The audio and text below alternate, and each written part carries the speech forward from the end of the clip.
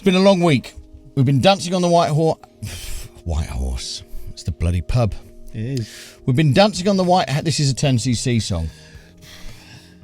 They got the lyrics right. Crack on. We've been dancing on the White House lawn. Gotcha. Sipping tea at the Taj Mahal and hanging around the gardens of Babylon. Ah. But today, what are we doing? We're making a YouTube video called Is It?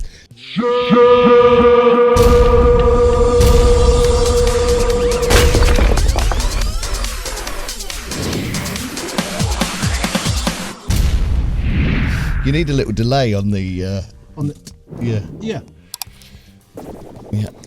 All okay? All okay, yeah, just chicken. Just chicken. Just chicken. Just chicken, mate. Just chicken Kievs. Just chicken Kiev, mate. Okay, anyway, moving on. We're all going a little bit stir crazy here at Mixdown HQ. Yes. What are we looking at today? Today, Dan, we are looking at another plugin from Oeksound.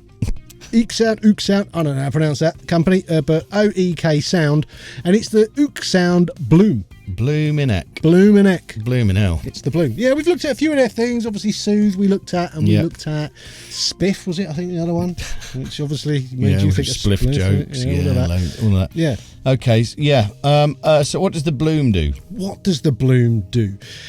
Interesting, that one, because what it basically does, it's a multi-band dynamic EQ and tone box with mid-side saturation and compression. Oh God. Yeah, there's a lot of these things about at the moment. We looked at the Hype. Do you remember that? The adapter Hype. Yeah. This is similar. It does loads, doesn't it? It does loads of things. And before you know it, you've forgotten what you opened the bloody thing for, and then and then you finish working with it and you bypass it, and it sounds better clean than when you've put the fucking thing on. Anyway, sorry. That does happen quite a lot. Yes. Yeah. Go on. Well, so look, take us through it. Let's start with. We'll settle in for the next 10 minutes, and you can take us through. The overall concept of these things is that they're sort of betterizers.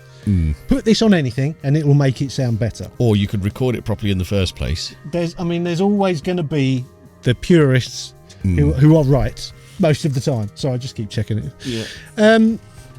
Yeah. You could make something sound right the old-fashioned way using compression, EQ, and effects, and just recording it right in the first place, all that kind of stuff.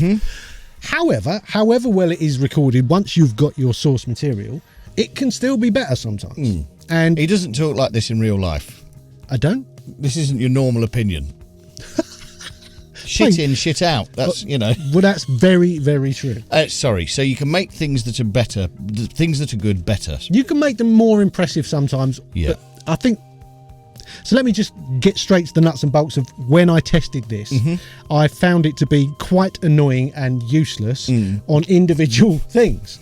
I don't need it. I need compression. I need EQ. Yeah.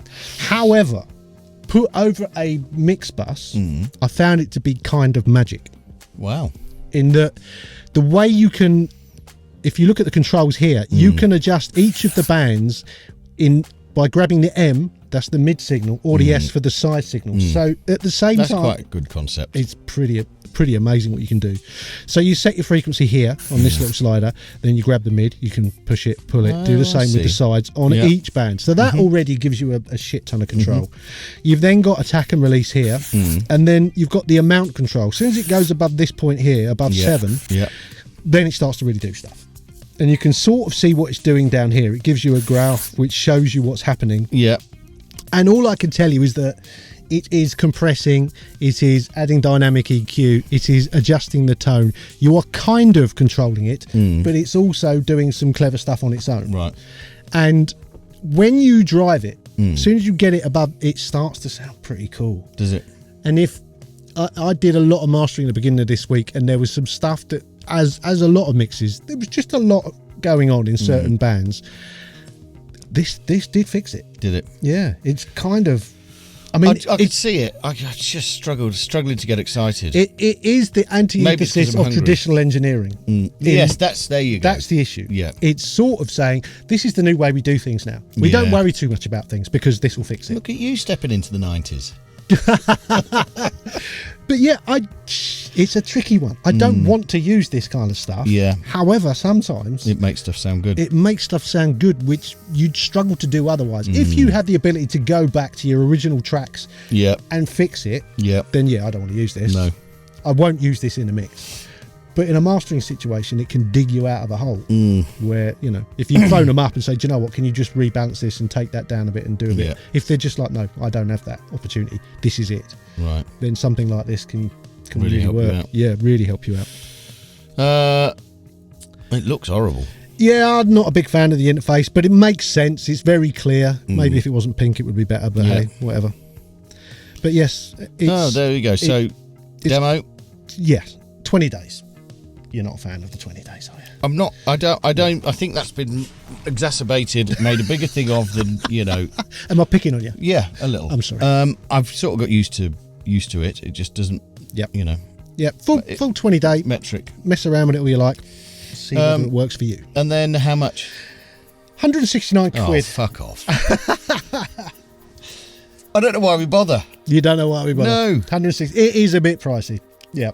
Yeah, I've got to be honest. I won't be spending 169 of my own pounds on it. I like it. I mean, they haven't given us one. We just messed with the demo. I like the sliders and the selection of mid-side, so you can, you can. And I like the graphic representation as well, so you can see what you're doing and you can have a bit of play with it and blah blah blah. But yeah, 169. Yep. Thing is, I look at that and what we've just discussed. I think maybe we're getting old. You know we are. What's that got to do with the plugin? Well, just because I don't like the way it looks. Yeah. I'm unnerved by what it does, yet I can see that it's actually probably pretty good. So we've got to change the channel name to Old Men Shouting at Clouds. No, I think is it shit perfectly highlights the fact that we're old and... Yeah, grumpy. Grumpy. Yeah. So good plug-in, just too expensive. Yeah, you know, and maybe just learn how to not need it. Would be the advice. Yeah, it does do some cool stuff, though. It does do some cool stuff, but however, you know, we do have to do the official question. Yeah. So, Sean Vincent, is the Bloom shit? I think the price and the fact that you only need it when you fucked up puts it in the shit category. There we go. We're getting more and more shit plugins. It's just, you know, it's expensive. It is expensive, yeah. Anyway, there you go. Yeah. Okay, there we go. Where'd you get it from? Did we say that? Oeksound. Oh, Oeksound, yeah. Okay, good stuff. Well, even though we're moaning old men, if you would like the video, it would help us out. Absolutely, and if you subscribe to the channel, that really helps. You can also become a channel member these days, so you can see the videos before they're officially released. But only once I've edited them, otherwise. Yeah, about an hour prior. Sometimes. We've got an Instagram, Studio Life 101, a merch stand and a Patreon and all that sort of gubbins with the links that are just down below this video. So please go and click and have a look and, you know, do what you do. And we will catch you on the next one. Sayonara, suckers. Very concisely put. Thanks. See you later.